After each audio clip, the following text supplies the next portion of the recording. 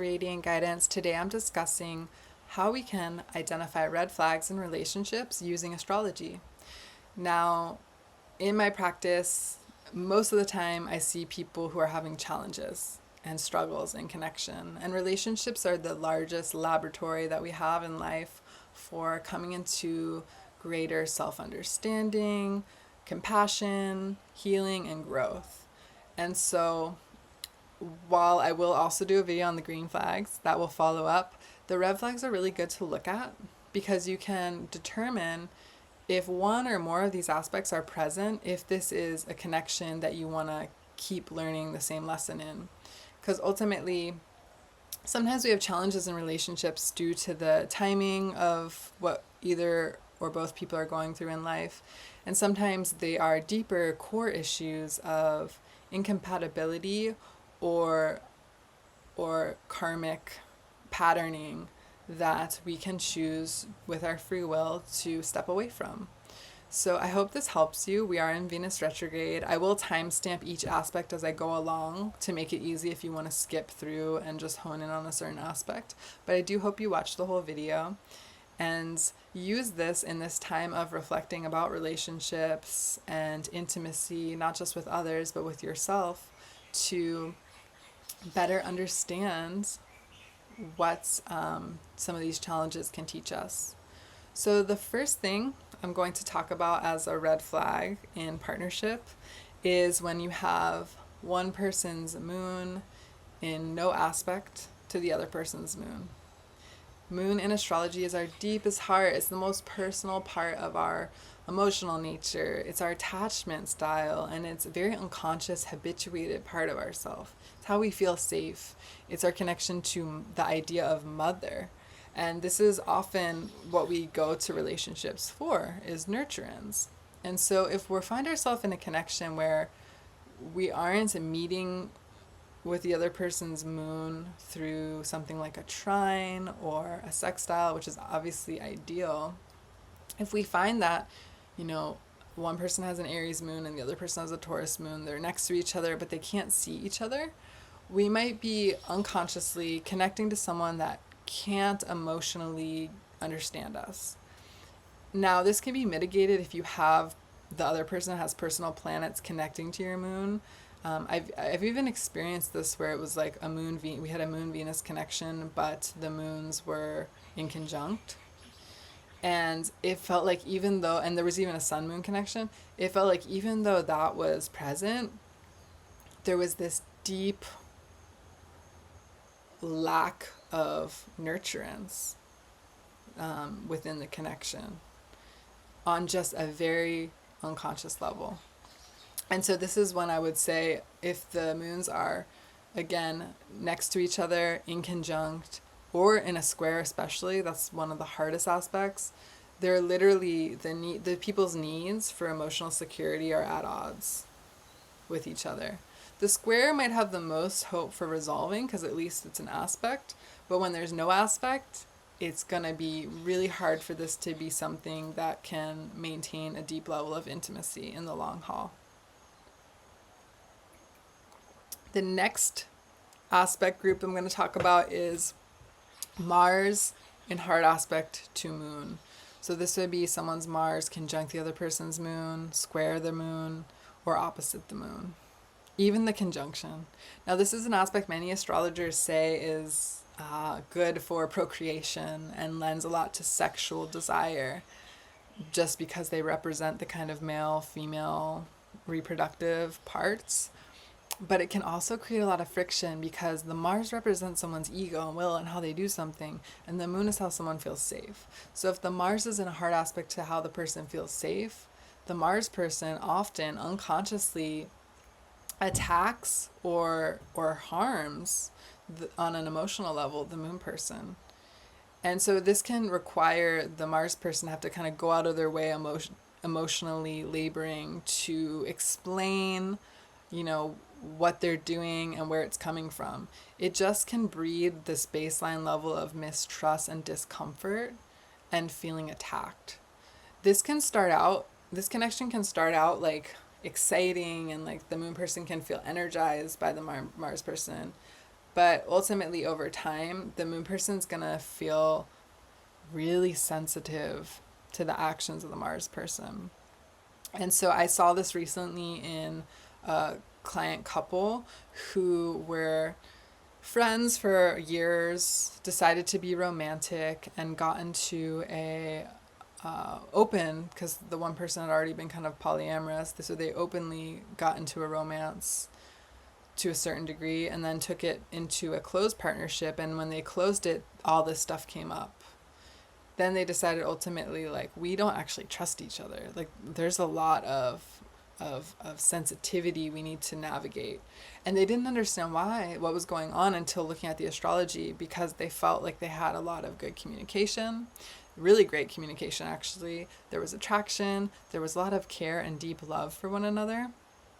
But ultimately, they kept feeling like they had to negotiate around the one person always feeling hurt by the other person, and the other person not even being consciously aware that they were hurting them. It's just how they are. Their basic impulses bothered the moon person on a deep level, and they didn't feel safe. So it's one of those aspects that can breed to mistrust and a lack of safety. The next grouping of aspects I'm going to talk about are what I would say are most present in what we call karmic or trauma bonded, let's say trauma bonded relationships. All relationships are karmic, but these are present in relationships where there is a lot of intensity, traumatic events or incidences. Usually this comes about pretty quickly, and issues, root chakra issues coming to the core. Why do I say that? Well, they're typically occurring in people who already have Mars opposite Pluto or Mars square Pluto. So it's Mars in hard aspect to Pluto. Because Pluto is generational, this means if someone has this natally, when they date someone within 10 years or so of their age, they're going to have this play out to stronger or lesser degrees, right? Because we always measure the precision of the aspect. Now, Mars in hard aspect to Pluto can be, it's a lot of sexual and volatile energy, so it can be attractive actually at first and feel a little dangerous.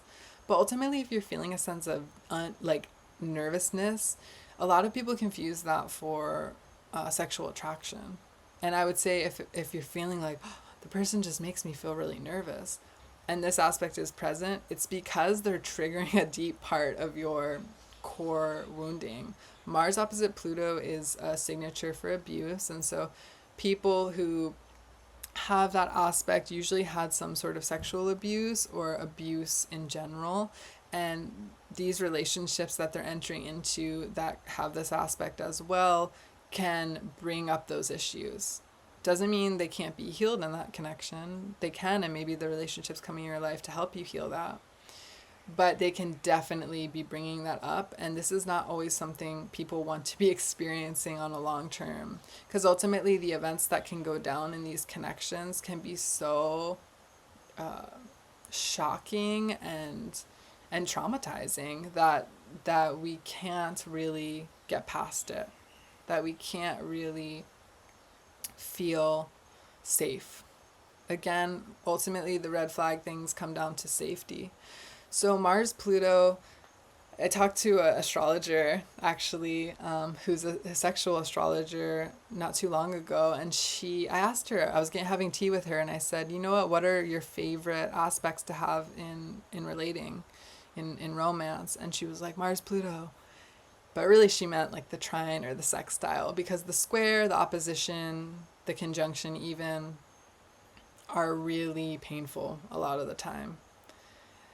They're touching a very deep sexual trauma a lot of the time, and they can bring to issues around sexual reproductive health, just reproduction in general, and core wounding around being violated or feeling safe with one's sexual energy.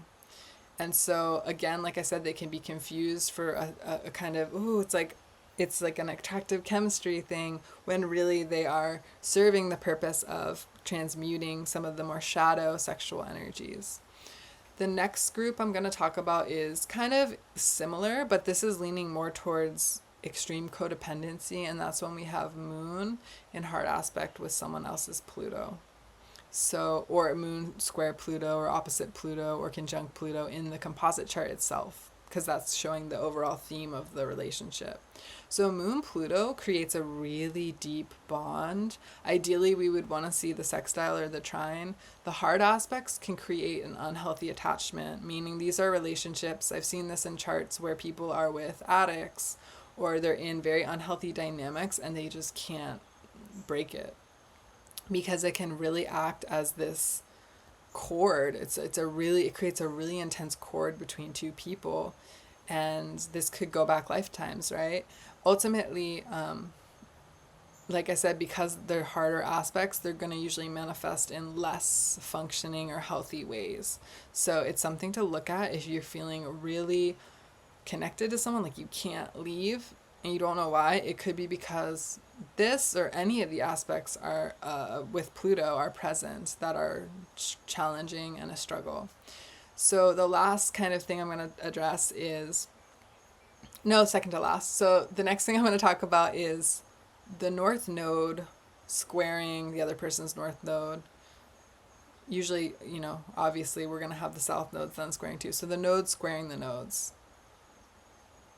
These can be relationships where people come in a really faded way, right? Because the nodes are kind of like angles of the chart. So it can feel like, wow, like you must have some meaning in my life. But it can be really hard for these to be a sustaining long-term thing, because North Node is our destiny. It's where we're going, what we're like after in life. It's not always healthy, right? In Vedic astrology, they say it's Rahu, so it's like our ghosts, our hungry, insatiable ghosts. And if that's going in a different way from someone else's like deepest drive and feeling of dharma and purpose, it goes without saying that the people aren't gonna feel like they're on a path, the same path. They're just kind of two ships again crossing in the night, and maybe they converge for a reason, a particular reason, or a particular season even. But to make this go the long haul would be very challenging. And then finally, I would say a really red flag aspect, especially, I'm talking about a composite chart aspect, so this is in the chart of the relationship itself. If you see this, is Sun squaring Saturn, or really, honestly, any of the, like the Moon square Saturn or the Sun square Saturn, because you're taking the life force of the relationship itself, and it's being taken down by Saturn. What does this mean? So the purpose, the life force of the relationship itself, the seed of the relationship itself is meeting Saturn dead on, and Saturn severing the tie. And so these can be relationships that otherwise, feel good or we want to make work out, but because of external conditions, usually it can be things like living far apart in different places, meeting at the wrong, right person, wrong time, being at different stages of life and development, like having too much of like an age difference, or just being at a stage where we can't make it work. Just any very like finite factual reason why we can't be with the person that is non-negotiable. Because things like distance, it's like you can bridge the distance, but there would be probably circumstances where the person literally can't move, right, to bridge the difference, or they're in a country where they can't emigrate, something like that. Another example is like you're dating someone and they're at an age where they don't want a serious relationship. You have so much in common, you feel so much compassion, but you want different, the needs are non-negotiable. And then another example would be like, just popped in my head and popped out. The other example would be like one person